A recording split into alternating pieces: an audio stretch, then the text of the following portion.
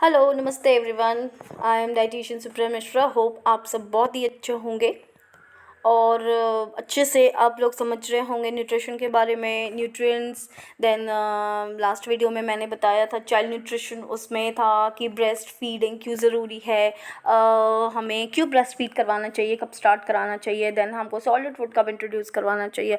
अगर आपने नहीं देखा है तो प्लीज़ आप उसको देखिए, आपको बहुत ही वैल्यूएबल इन्फॉर्मेशन मिलेगी।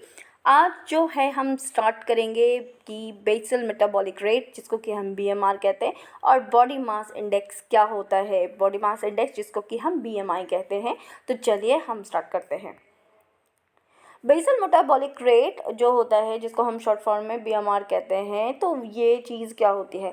अब क्या होता है ना कि हम पूरे दिन में ना बहुत सी एक्टिविटीज़ करते हैं, जैसे कि हम खेलते हैं, कूदते हैं, जैसे हमारे बॉडी के अंदर ही बहुत सा काम चल रहा होता है, ब्लड सर्कुलेशन चल रहा होता है, हमारा दिमाग काम कर रहा होता है, हम ब्रीथ कर रहे होते हैं, हम सांस ले रहे होते हैं, फिर उसके बाद सेल प्रोडक्शन हो रहा होता है, हम जो खाना खाते हैं वो उसका वो चल रहा होता है, डाइजेशन चल रहा होता है, हम सो भी रहे होते हैं, बहुत सी चीज़ें होती हैं।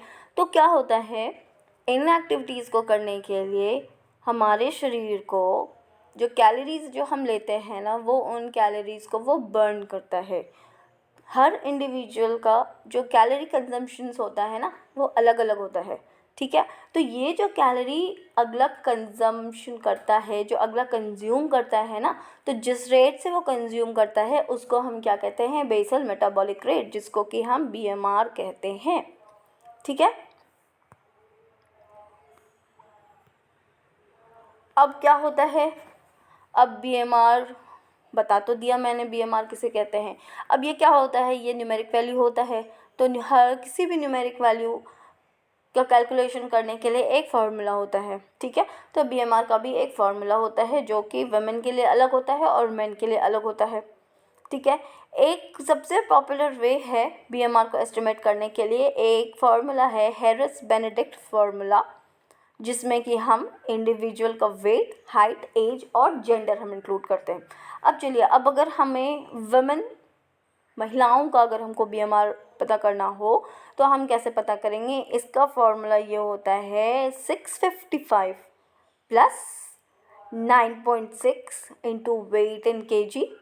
जैसे वेट इन केजी अगर उसकी वेट अगर 60 केजी है तो हम 9.6 into 60 plus 1.6 into height in centimetre, ठीक है।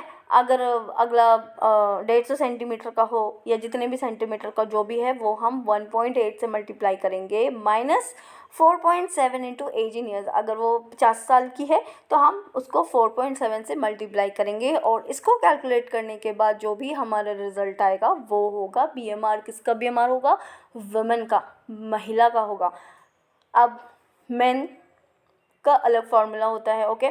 उनका क्या फार्मूला होता है, 66 plus 13.7 into weight in KG, ठीक है, plus 5 into height in centimetre, minus 6.8 into age in years. अब देखिए, जो चीज़ें हमें इंक्लूड करनी है, जैसे weight in KG, height in centimetre, age in years, वो सारी चीज़ें वो सेम रहेंगे। पहले हम वेट लेंगे, फिर हाइट लेंगे, फिर एज लेंगे, लेकिन जो न्यूमेरिक वैल्यू है जिससे हमको मल्टीप्लाई करना है वो अलग अलग है, ठीक है। तो हमें इन चीज़ों का ध्यान देना पड़ेगा। ये फॉर्मूला है बीएमआर कैलकुलेट करने के लिए। अब है कैलोरी काउंट पर डे। अब हमने बीएमआर तो कैलकुलेट कर लिया उस हैरिस बेनेडिक्ट फार्मूला से। अब क्या होता है, मैंने पहले ही बोला कि हर इंडिविजुअल का बीएमआर अलग अलग होता है। अब क्या होता है ना, हर इंडिविजुअल अलग अलग तरह के काम करता है। कोई मज़दूर है, वो बहुत हार्ड लेबर करता है। कोई जैसे दुकान में कोई बिजनेसमैन है, वो अलग तरह का लेबर करता है। अब कोई और है जो ऑफिस में बैठा है, जो कि लाइफस्टाइल अच्छी है, ये उसका अलग वर्किंग स्टाइल होता है, ठीक है। तो जो हम लेबर क्लास जो होता है ना, जो सेट उसको हम डालते हैं एक्टिव में, ओके। जो मॉडरेट होता है ना, जैसे जनरली मिडिल क्लास लोग होते हैं, जो ऑफिस गोइंग होते हैं, जो बिजनेसमैन होते हैं, जो होते हैं वो होते हैं मॉडरेट में आते हैं। और जो बहुत ही हाई लैविश लाइफस्टाइल को फॉलो करते हैं, जिनकी फ़िज़िकल एक्टिविटी बहुत ही कम होती है, बहुत ही कम, उनको हम सेडेंट्री वर्कर्स में हम उनको डालते हैं। वर्कर्स का ये मतलब नहीं है कि वो मजदूर ही होगा, नहीं, हम उसको कैटेगराइज करते हैं, ठीक है। अब चलिए हम सबसे पहले स्टार्ट करते हैं सेडेंट्री। सेडेंट्री मतलब क्या होता है? मिनिमल या नो एक्सरसाइज, ठीक है, बिल्कुल ही एक्टिविटी नहीं होती है। तो इनका हम क्या करते हैं कि इनके बीएमआर को हम 1.2 से मल्टीप्लाई कर देते हैं, तो वो इनका कैलोरी इनटेक हो जाता है, ठीक है। अब जब हम एक्टिविटी ही ज़्यादा नहीं कर रहे हैं तो कैलोरी कंजम्पशन भी तो कम ही होगा ना, है ना। अब होता है लाइटली एक्टिव। अगर आप एक्सरसाइज लाइटली कर रहे हैं, एक वीक में 1 से 3 दिन कर रहे हैं, मतलब एक दिन छोड़ के एक दिन कर रहे हैं, तो उनको हम लाइटली एक्टिव कहते हैं। और इनके बीएमआर को हम 1.375 से मल्टीप्लाई कर देंगे तो इनकी कैलोरी इनटेक हमको मालूम हो जाएगी। अब आते हैं मॉडरेटली एक्टिव। अगर आप हफ्ते में 3 से 5 दिन अगर आप एक्सरसाइज करते हैं तो आप आते हैं मॉडरेटली एक्टिव में, और आपका जो कैलोरी इनटेक है उसको हम बीएमआर को 1.55 से मल्टीप्लाई करके हम कैलोरी इनटेक हम पता कर सकते हैं। अब आते हैं वेरी एक्टिव, ठीक है। जो वेरी एक्टिव होते हैं, जो कि 6 to 7 डेज अ वीक काम करते हैं, उनके बीएमआर को हम 1.725 से मल्टीप्लाई करेंगे तो हमारा कैलोरी इनटेक आएगा। जो लेबर्स होते हैं वो बहुत ही ज़्यादा फिज़िकल एक्टिविटी करते हैं, वो धूप में भी होते हैं, वो बहुत जैसे वो बहुत कभी वेट को उठाना या जो भी, जैसे हम कंस्ट्रक्शन वर्क ही देखते हैं, उसमें जो लेबर मजदूर होते हैं वो कितना काम करते हैं, तो उनकी फिर कैलोरी इनटेक भी ज़्यादा होगी। तो ये जो एक्स्ट्रा एक्टिव में आता है, एक्स्ट्रा एक्टिव वालों का क्या होता है, ये इनकी जो कैलोरी इनटेक होती है हम वो उनके बीएमआर को 1.9 से मल्टीप्लाई करके हम पता करते हैं। अब देखो, आप इस बात को गौर करो कि जैसे जैसे लाइफस्टाइल चेंज होती है, उनकी जो होती है वो हम अब उन बीएमआर को उसकी वैल्यू कम होती जाती है। जो सेडेंट्री है उसका आप देखो 1.2 है, और जो एक्स्ट्रा एक्टिव है उसका है 1.9। ओके, सो हम अकॉर्डिंगली हम उनके लाइफस्टाइल और उसके फिजिकल एक्टिविटी के अकॉर्डिंग हम कैलोरी इनटेक को हम काउंट करते हैं पर डे। अब आते हैं हम बेसल मेटाबॉलिक इंडेक्स। अब हम आते हैं बॉडी मास इंडेक्स, जिसको कि हम बीएमआई भी कहते हैं। अब बीएमआई क्या होता है कि एक वैल्यू होती है जिसको कि हम इंडिविजुअल के वेट और हाइट से हम पता करते हैं, ठीक है। बॉडी मास इंडेक्स को हम कैसे डिफाइन करते हैं? बॉडी मास जो होता है, जो वेट होता है, उसको हम वेट इन केजी, जो हमारा बॉडी मास होता है वो केजी में होता है, उसको हम डिवाइड किससे करते हैं? जो हमारी बॉडी की हाइट होती है, जो कि हम मीटर स्क्वायर में हम उसको करते हैं। जो भी मीटर में जो हमारी हाइट होगी 1.72 या वॉटेवर जो भी हमारी हाइट होगी, जो भी उसका रिजल्ट आएगा उसको हम बीएमआई कहते हैं। मतलब सीधे शब्दों में weight in KG. Easy language में हम अगर बोलेंगे तो बीएमआई क्या होता है? Weight in KG divided by height in metre square. जितना हमारा वेट है उसको हम अपनी हाइट से डिवाइड करेंगे, किस में? मीटर स्क्वायर में, ठीक है। अगर किसी की हाइट अगर मीटर में आती है 1.5 तो हम उसको डिवाइड करेंगे, जैसे मेरा वेट है 66 kg, ठीक है, तो मैं अपने बीएमआई कैसे पता करूँगी? 66 divided by height in metre square. अगर 1.52 है तो 1.52 इंटू 1.52 करके जो भी वैल्यू आएगा उसको हम क्या कहेंगे? बीएमआई। अब हम बीएमआई कैसे कैलकुलेट करते हैं? ये फॉर्मूला है, weight in KG divided by height in metre square. अब जो बीएमआई कैलकुलेटर होता है, बीएमआई से हम क्या पता करते हैं बेसिकली कि जो भी इंडिविजुअल है, जो भी अगला है, उसके न्यूट्रिशन का स्टेज क्या है। अगला अंडर नरिश्ड है, अगला माल नरिश्ड है, अगला ओबीज है, अगला ओवरवेट है। ओके, हम बीएमआई के अकॉर्डिंग हम ये पता करते हैं। जितना कम बीएमआई होगा उसकी हेल्थ कंडीशन उतनी ही ख़राब होगी, वो उतना ही कमज़ोर होगा। जितनी ज़्यादा बीएमआई होगी अगले के चांसेस हैं कि वो उतना ही ज़्यादा ओबीज होगा। अब जो है, अगर 16 से कम बीएमआई आता है उसको हम अंडरवेट डालेंगे, सीवियर थिननेस, बहुत पतला, बहुत कमज़ोर। अगर 16 से लेकर के 16.9 है तो वो मॉडरेट थिननेस, मतलब थोड़ा ठीक, सीवियर वाले से थोड़ा ठीक। और अगर 17 से 18.49 है, इट मीन्स कि वो माइल्डनेस, मतलब अगर हम देखा जाए तो 16 से लेकर के 18.49 के अंदर अगर BMI है तो इट मीन्स कि आप अंडरवेट हो।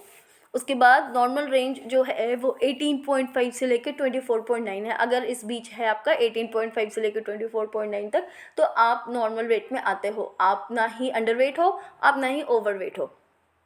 ओके, अब अगर 25 से ज़्यादा है, 25 से लेके 29.9 तक, तो आप ओवरवेट कहलाओगे, आप ओबीज़ नहीं कहलाओगे। ओबीज़ जो होता है वो प्री ओबीज़ कंडीशन के आगे होता है। ओवरवेट जो होता है ना, वो प्री ओबीज़ कंडीशन में इसीलिए कहते हैं क्योंकि इससे ज़्यादा अगर आपका BMI बढ़ाना तो फिर आप ओबीज़ में आ जाओगे। ओके, तो 25 से लेके 29.9 जो होता है वो ओवरवेट में आता है। अब 30 के ऊपर जो भी आता है वो कहलाता है ओबीज़। अगर 30 से लेकर के 34.9 है आपकी BMI तो आप क्लास 1 ओबीज़ में आते हो। अगर 35 से लेके 39.9 है तो वो क्लास 2 ओबीज़ में आओगे आप। अगर 40 से ज़्यादा है तो आप क्लास 3 ओबीज़ में आओगे। तो कोशिश ये करनी चाहिए कि हमारा जो BMI है वो 18.5 से लेकर के 24.9 के बीच हो।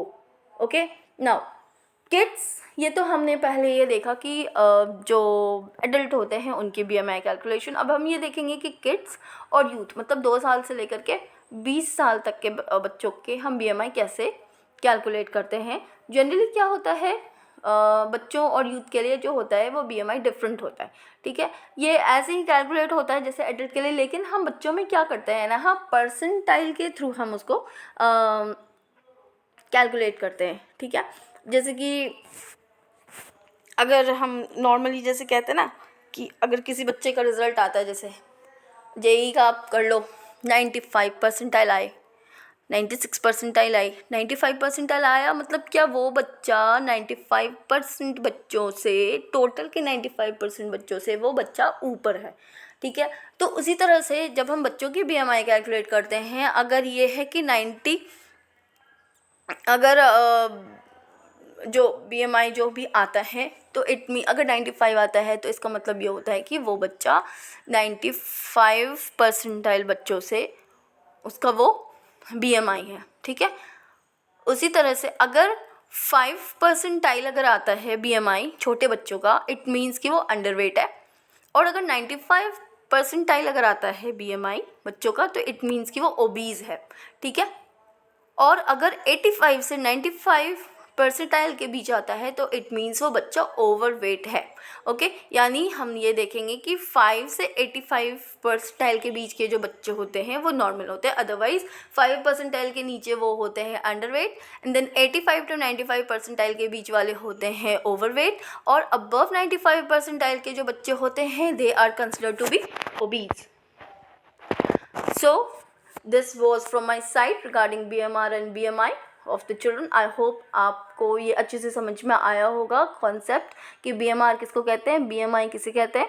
ओके, आपको ये समझ में आ गया होगा कि किसकी BMR कितनी है वो हम कैसे कैलकुलेट करेंगे, BMI कैसे कैलकुलेट करेंगे, कितनी हमारी BMI होगी जो हम अंडर नरिश्ड कहलाएंगे, कितनी हमारी BMI होगी जो हम ओवर नरिश्ड या ओबीज़ कहलाएंगे, और कितनी होनी चाहिए जो हम हेल्दी कहलाएंगे। Okay, similarly in that case बच्चों के केस में कितनी बच्चों की परसेंटाइल होगी जो वो अंडरवेट कहलाएगा, कितनी होगी जो वो ओवरवेट कहलाएगा, कितनी होगी जो वो ओबीज़ या फिर वो नरिश्ड कहलाएगा। Okay, so that's all from my side. मैं नेक्स्ट आऊँगी फिर से बच्चों के लिए क्या ज़रूरी है खाने में, क्या नहीं ज़रूरी है, क्या देना चाहिए कि बच्चों को खाने में इंटरेस्ट आए और वो अच्छे से खाए। So please stay connected. Thank you.